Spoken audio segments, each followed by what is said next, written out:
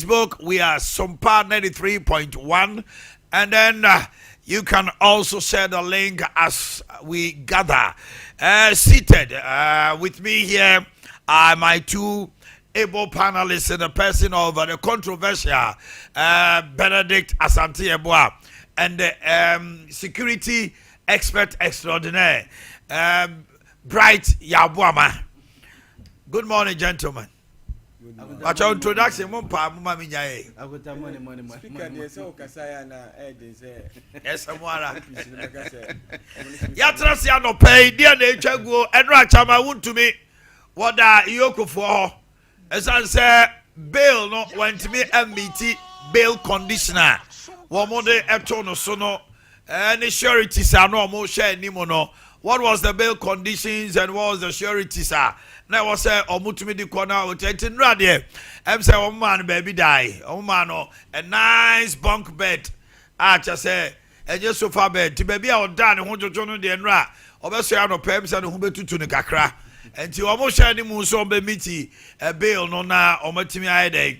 Ama na de ne ho. Eno akanadi akompre ko kasai. E wo sa de we ho. Osi wadi yaw pa. Wadi yaw abrante bi obo former chairman City and Abakubi Alex Bibi. I wish. Do we have the video? Yeah. I think I gave the video to Kukua or something. Now Ira Kennedy Kase. Party no unity is crucial. Now any ya say Abrante and Odina Chinibu food papa. Wakotana baby I say obo sister chama to me yachino. And no call Yoko. Yes. Sana I can't yeah. Man can the video be to her. Video be my cook among moment. The lawyer, one of the lawyers are more defending wound to me all this while. He also made very damning remarks about wound to me about one of their press conferences. About wound to me contract here. And we run up to the press. There be one baby. Yeah.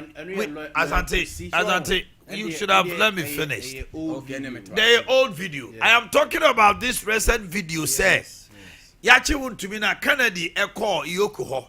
Also on the police ni go crack say our next president. Say what here.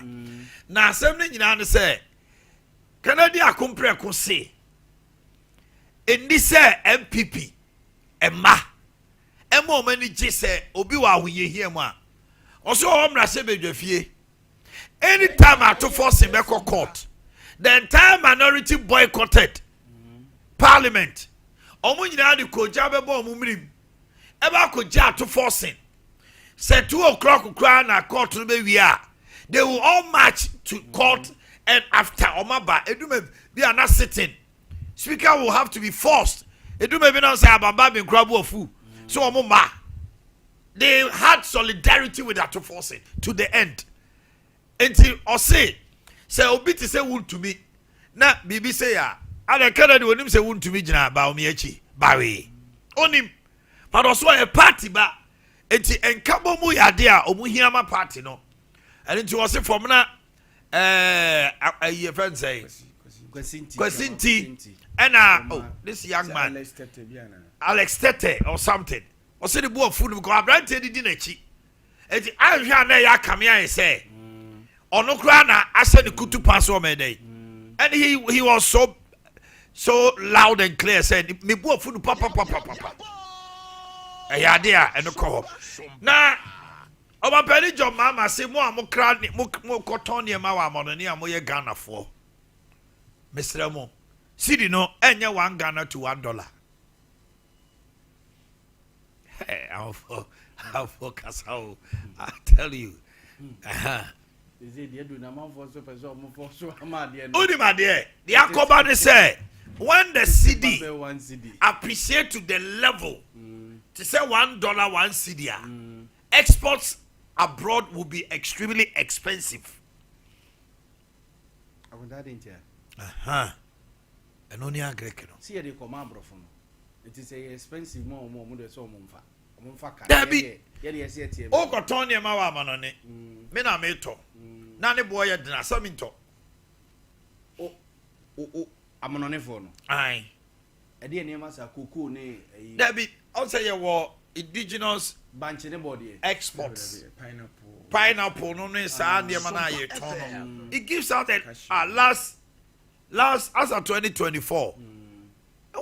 It was even higher than foreign direct investment FDIs. Oh yeah, omunya on the mission. Omanhene Yaw mama say Temio, you bet no. CD won't hit $1 to $1 and Bank of Ghana monitoring to prevent export sector collapsing.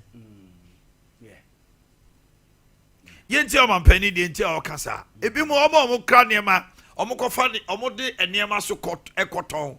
Ghana export investment promotion. Almost started complaining say, hey, dollar ne bad any be say dia exports among phone too. Below a certain floor. I'm sure that the Bank of Ghana, I think that the governor of the bank has an eye on it, and if it goes below a certain floor, I'm sure that the Bank of Ghana will make an intervention to make sure that it remains within a certain band that gives the true value of the cedi against the other foreign currencies. So don't panic, and if you haven't changed your dollars already, I don't know how much further lower it will go, but the governor has an eye on it, and we'll see how things okay. NSA Abino target from Grapevine. Say omo person omo de dollar no ko gina ba bi Omanhene Yaw mama ja no. 4 cedis 20 pesos. 80. The dollar is expected to decline to 4 cedis 20 pesos, and the Bank of Ghana strategies and policies are omudi egu hono omo be dey ebe yi omo self so kakra no ma na gina enkobio 20 pesos over Kaiser 2016 the dollar was 4 cedis 20 pesos as of January 7th or handing over. That is what they have projected by July, which is 2 months away from us. You should expect the dollar to hit 9 or 8.5. By August, Ghanaians should expect the dollar to hit 4.2, stabilized. Now, NDC are buying $1. The reason is gold, are buying that NHIA, 31 tons, is enough for now. Say abine fabin kan kra no a e wa hoden eno ti the gold say abine it edi ba no, and the gold price on the market too has increased.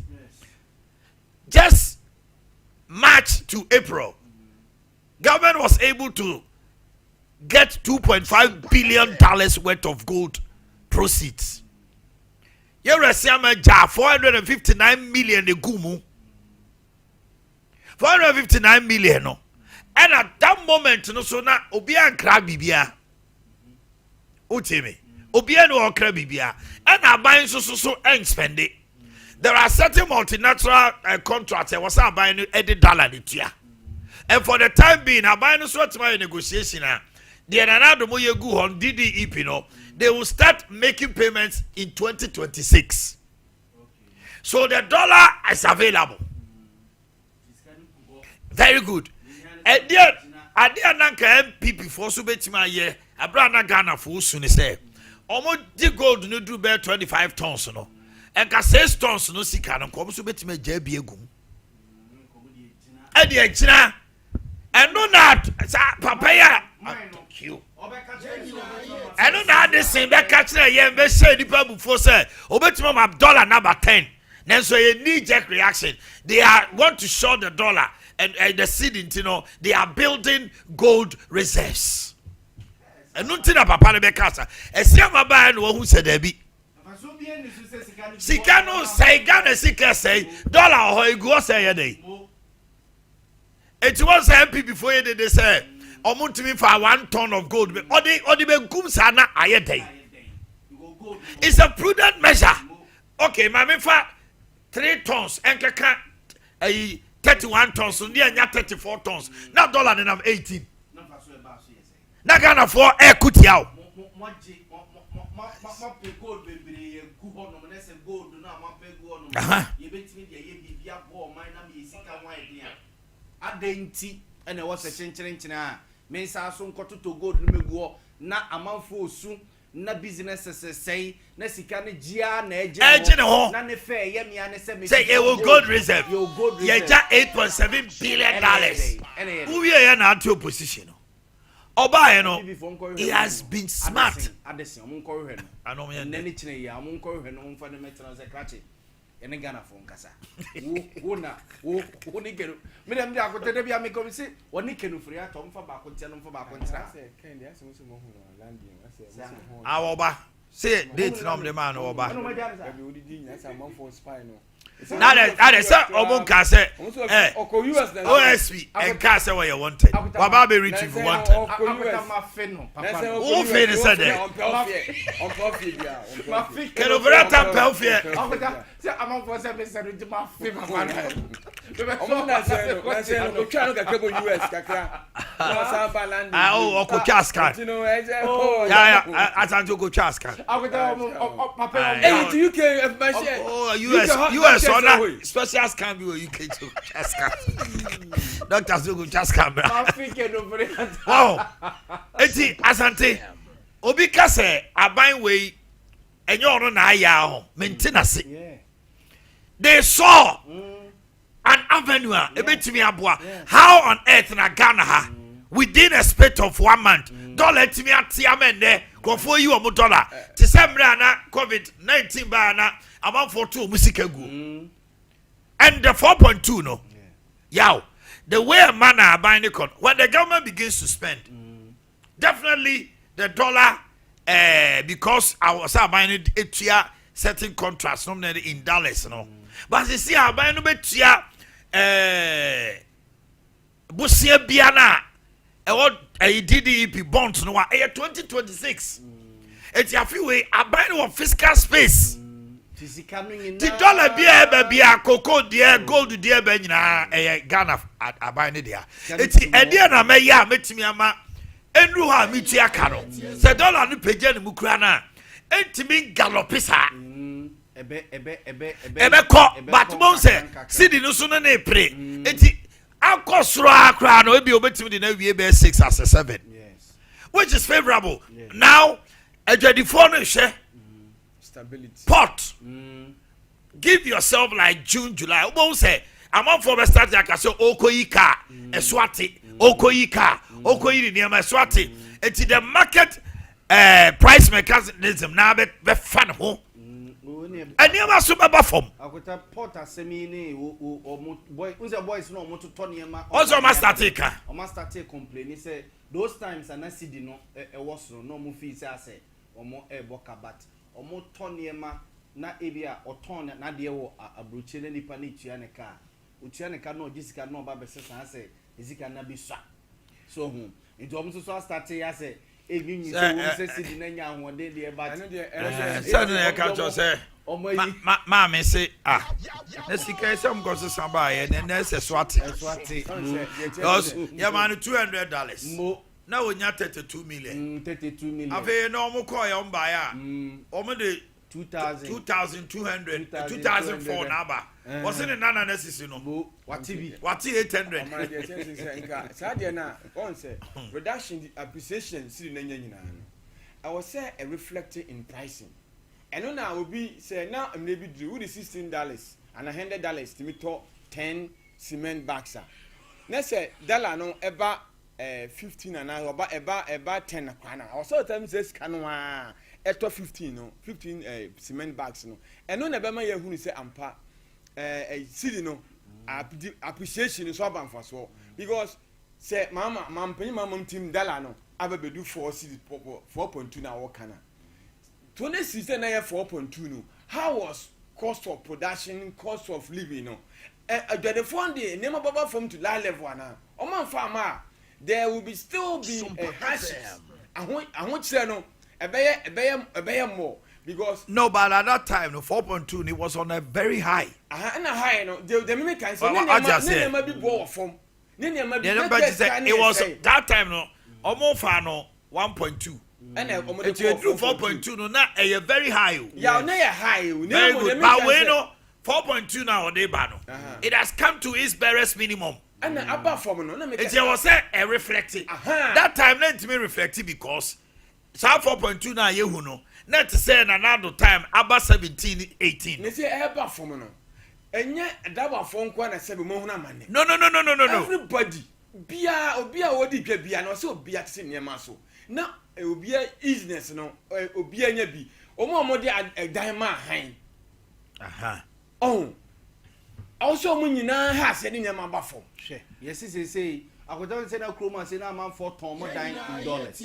I'm more price or more dying. I Oka Kotokra, ne Oka analysis. Airbnb, yeah, apartments, no apartment, no more pricing in dollars. Let's say, we now started a Basidis. There be now the call dollars or the call dollars. I was the first be our call Monsieur 90 $300. $300. So you say I get $300 now. Olusu. It's a say we now start to consider $1 or in cities. But you know the funny thing. Original in cities, so what page city what page city say that $300 no. Can you $300 so now is 16 now. 16 by 3. Now you say. Now you say 16 by 3 48 to say. Now you say a night no 4,800 do. Unim says see $300 no. $300 about 3,000. About 3,000 and I say 3,400. And to him, it's a so budget 3,400. No, they cover 4,000. Or they cover 4,000 and 5,000. Or the budget 4,000 to Uber fees or your papa. But there was a code digit 3,004. And to what's up, Pidgem? As I told you, because that 390, now you're 16 there, boy. As a $8 need Pidgem to I pay $1 the answer. Now, Tiba, it is all $300 our boca. Now, be as a Sako City. $100 and something $1,000, $201 something $1,000. No, is it be not any or see they be or turning? And your man who are back and the city beside you. Say, no sooner bedroom on my Sebasa, so dear. City no so by things as well. Ever say my dollar no so as up. I said, gentlemen, never cost you name. The company said, I was set city na year 3,000. One year, city year 2,000 as you see. If you had the bed 2 months ago now, what we say, a number born one, save about from Pan, dear. La lie. And I'm not from Swa. The amount for in but Asante, I deal with me who say a better level because. Say dollar no eba neba. Jadini no the 3 more than said them cry. That's all sa dollar. Cities into dollar. O gaini. Enti eba yire say ya wade ana me turn 200 cities. Na dollar is 16. You see a dollar about 10. Makofa new stock. O se me there. Chinchina 200. O cry no. You o cry no won say. The problem is Inteswono will not reflect the value of a city. The Biansi Yakase, or more dying, and my rent in dollars near the Adeno. Said ne, say be Ogusu de $8. If you also renting a bed 3,000. But the Beko bear a friend 4,000. Into a basa, na menya a reflection of Inteswono. But I know soon I was say yes, you mean Nibri. Ebano. Because I didn't get $300. Na me bana me betia cities house there be I was so here no dollar equivalent. Yes, straight. But that is not what they are doing here. That is what they should insist. That is what they should see because say Oton car me $2,000. Yes. And then me buy me for $2,000. And then me buy me $2,000. My cost is $2,000 about also onye. So what you see there? I was city equivalent no. And I'm the amount. You can't increase it. So but your chroma say na kota ain't see that. Seni pano onim sa de ne 200 cities at that time na enema tete aba for maybe a atete aba bia also de 100 cities what dey lorry fare you kura what dey go 150 e bi no more calculation 50% and amount for starting send me drivers no car numbers and I'm saying na number am do 2 jano I came before the ano. Akuta bebre na. Akuta kroma say the drivers are not marginal. And it's one there. Mama no know about the Apia Kubi twetwe nkomotia wa. Arabo Apia Kubi ya mwache o. No, minua. Now pom to say. Oh, Yehovah adom ti bibia boko. Enra MPP ma Ghana for this year omoye sympathetic to Yewura Chama wuntumi niam ekoso. Bo say artist yes yo yamani bill. Afi anadwo ye TS da bi. Bill conditionalities be a wo no money sureties be no. Man to me and be titinra oka ho. Wadaroma call ni say ne kosi say. Yo minua mi da sibicha santimai minana tufo me chanpa na adi enrano bill ni de secure bill na senya wa unimno say ma bill ya conditions be over so satisfied especially where kasemni adi woman anti my bill na my bail bond of 50 million Ghana cedis. If two sureties to be justified, a ban justification necessary will be the Japadia and some sabo about a directly. And nona and no, I ain't ready to get the bill. No, so the could be at the Monday.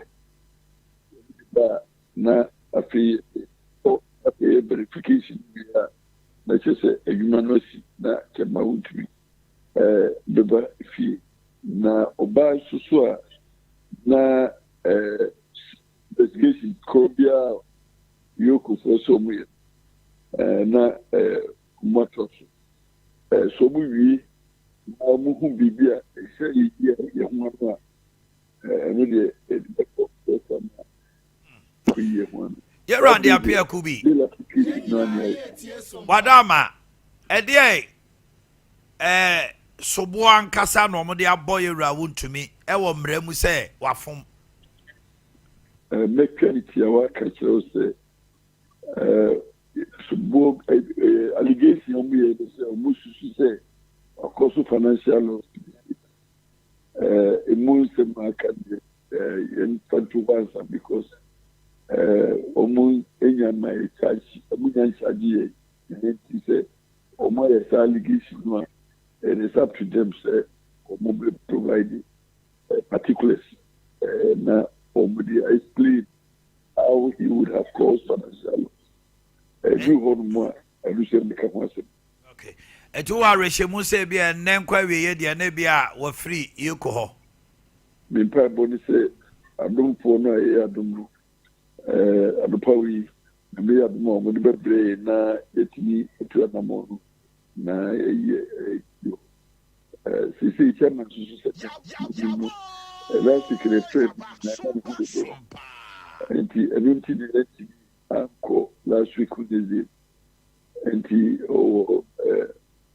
we do kakra nti ye ba funding na we also continue treatment nti sabia will continue treatment nti na me ya bimna se ye bibia dia ye na ese chama se ne hutono obisia befi okay ya bada asiano pe. Okay. Your call has been put on. I think, sir, Azante, it's clear now. Sir, I was so meaty, bail bond, no, almost say no money. I don't phobia in coma, almost on beba. I've been supporting her. Or much my no one who don't know crying, or hospital, or more, born in Pania back on the dinner, or checking the pressure, sugar level, so definitely I will see a check your sugar. Boy BBC, I will check your sugar, I check your blood. Your friend will be a friend of share. What is the same to me so now Mojawe? Check. They will check your hemoglobin status. Asante. We are security expert. Mami mo boy so quickly. Supreme Court strikes out Tokunu's supplementary affidavit. And Supreme Court suspension process has been in strict compliance with the Constitution. Mama Yarga and Eka and Kaldai. Petition to remove Chief Justice. And Dame say the Supreme Court has even acceded to perpetration of violation against the Chief Justice. Say kwanya Supreme Court na jitum say kwanya omode ma amena faso no is a violation against the Chief Justice. Majority MPs okuja to mo piao. Sir, closing down of members, you know, why are there? Because corruption and their cost no. Say, a month for Huria. Sir, 2 days or the 2 months, ye pa. I are there, Tomo Tanechi, Pampe, Wanya Bonibia. We a Foreign Affairs Committee, or majority, almost Omu Janechi. Almost yes, no, come say, share. More vim. Almost 24-hour economy policy. Omanhene Yaw mama any multi-sectoral meeting. Atna they are set to roll out the policy. Bobekaya or the Sejumede Ashe. One agronomist. No, what do you share? Gusitano. Shawon Sheno Motoniama. They are set to roll. And the sectors be involved, you know. And no who meeting no more Ghana for 24-hour economy, no Omanhene Yaw mama say a basso. What I can say, this to be identifying the prospects. Now you say be a this way. We na be a 24-hour economy waiting there. And I think that it's time say Sashanti region. This should be one, yeah, or no need na you need. And I say, baby, or move dia bia banchi, baby diabo dear, baby, yeah, Iowa, baby, you went in a sun, your man, say, rolling down. You say a month for any budget who say on bay. Yes, if you are watching, can now fit ya say, bia, a tafua say, man, say, a pancona, ye may be a kinti. Me when second test and you won't walk a bia a down massive way. And then more resourced. And it's one of us animal we are. The policy will be so well in implementation, but backgrounds, you know. And Jomuhiano, yeah, would be a raw materials, Quanadia. And you know, said this is Ashanti region minister, if this is we say, identify this. This is we say, we never say, Mabuna or Nabeti Mania, Juma and his animal. I said, when I did be an Ayabuamaka. Say, this is one factory. Adia and me identified. Say, Kumewu, Yeduawi. The district will be tailored towards the raw material. Simple. Sound MPP can show more him. So, Bedru, now, Fay, Exim Bank, nominate, Akoye party, apparatchiks, loan, ye de manono. Adia na Okoye no crano. And Famo, Bebriaji scammer, one district, one factory, and anything. Yaw, girlfriend, no, Mama, Inedi. A friend say, Sansa. And Sansa daily. Sansa, so Grano, Tron and Androtti. I got a movie, mammy. A ran movie, mammy. I must say, said you call by, you know. You won't you got a cheer. See, baby, no watching Prada. Lady, catch a chill, you what will not improve your moon head, mammy. I could and he cut down on Omanhene Yaw mama say National Health Insurance Authority Board. Now come they know kaka a senator who as omo and practitioners, professionals, no more advice. Say Ewrano. The near mom you share more katache di begu a bind suma national security fair check over him no. Omo who say the doctor one you fake. We friends of Dr. Sansa Delhi. We are against this. Give away expertise. And your expertise on the end. It's not a bad. I will say research has shown everything has shown. Say Hopkins School. Yes, John Hopkins or no. somebody wrote a letter to inquire say Rano Owie school da bay. And oba a course be no be report about and say we are unable to give you any record of this name. Na edi e ho no eye maami bia Owie ya ye said darling ni kura no. A medical doctor baby or no what we are a senior medical doctor and ran a funny. No clue what me say. We friends of doctor friends. Did that. Maybe who say investigation from the national security and all other state institutions and by now when you need some qualification. So be trying to write to me. I don't know what the actual man. I don't know what this Amofe can do to the national health insurance. That's why she doesn't have the requisite requisite knowledge. Corporate social, your friends say corporate entities here because of this lady, they will go and donate. Abaya, no credit. Say this is true. Say no credit. Abaya. When is our qualification? Only throw manner. Wait for Nico court. Because of the transfer. I was here, Chino. It shouldn't be just because call yourself a doctor. Katache at the picture. What child was so called John Hopkins, no? Ever stress or my editing on the machine. And our sons so crowded in the kitchen. Now, again, in the referee, home some video on him saying Pieda. Baby, I can touch so conya, you know. Video no buy and was here. Go and put it in the kitchen and come. Just a nearby running here and I know. And you mind you and yes, come. A buy, no, or my penny, your mama, air pointing on. Investigations way by, you know, Omanhene mama has all the apparatus. So he went into it. Omanhene NTA Katechie no mu asem keke o dis say obe revoke an appointment. Omo ye in that, you know, say hey papa, oh yeah from so. And let's congratulate Omanhene mama. You obi akobe inani. I'm telling you. Me see you obi anuma and ko obesa dey inani amanakoye public discussion and then run on that sort of so Omanhene mama ya there. I said back say Professor Dr. NHIA Yaw. Yes. Obinfo we pa na so baby. David Sante. Ya bon, am dey jaja o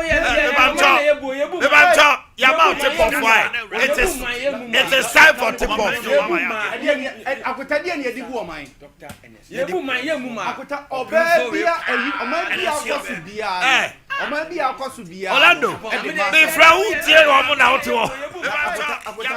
Ja omo. Orlando obabia na. It is time for tip off. Sha no bia akota dia na edibu o fu we mu sports for no. Yebu man yemu ma. Local bia nkobo black you. Ade. Voice in church pa. Local players. Boy be yourself friends for one wine sense.